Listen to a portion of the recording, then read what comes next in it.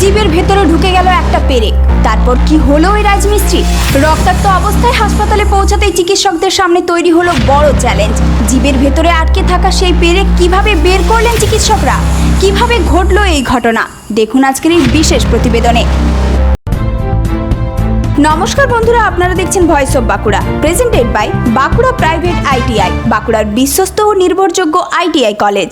ছাতনা super speciality হাসপাতালে চিকিৎসকদের বড় সড় সাফল্য।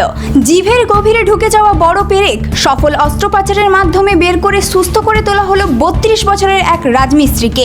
জানা গিয়েছে শালতোড়া ব্লকের রামপুর গ্রামের বাসিন্দা তথা পেশায় রাজমিস্ত্রি রাহুল মহন্ত কাজ করার সময় দুর্ঘটনাবশত একটি বড় পেরেকের ভোঁতা অংশ তার জিভের গভীরে ঢুকে যায়।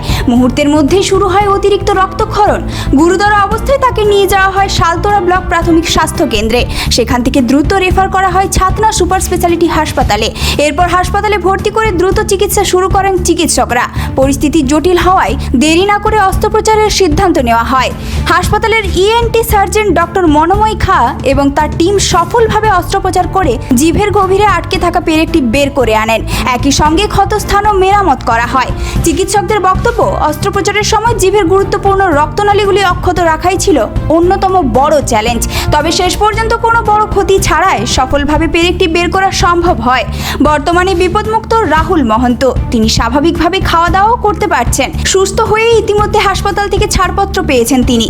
চিকিৎসক ডাক্তার মনোময় খাঁ জানিয়েছেন, রোগীকে দ্রুত হাসপাতালে এনে অস্ত্রোপচার করা হয়। হাসপাতালের সুপার অ্যানাস্থেটিস্ট, নার্স, ওটি স্টাফ এবং গোটা চিকিৎসক দলের সহযোগিতাতেই এই জটিল অস্ত্রোপচার সফল হয়েছে। এই ঘটনার পর হাসপাতাল কর্তৃপক্ষের দাবি, ছাতনা সুপার স্পেশালিটি হাসপাতালে এখনও আরও বড় ধরনের অস্ত্রোপচার করার মতো পরিকাঠামো তৈরি হয়েছে।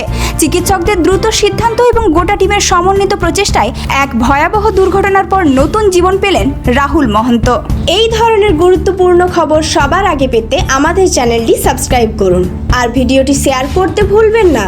আপনার মতামত কমেন্টে জানান আর লাইক শেয়ার করে ভয়েস অফ বাঁকুড়ার পাশে থাকুন।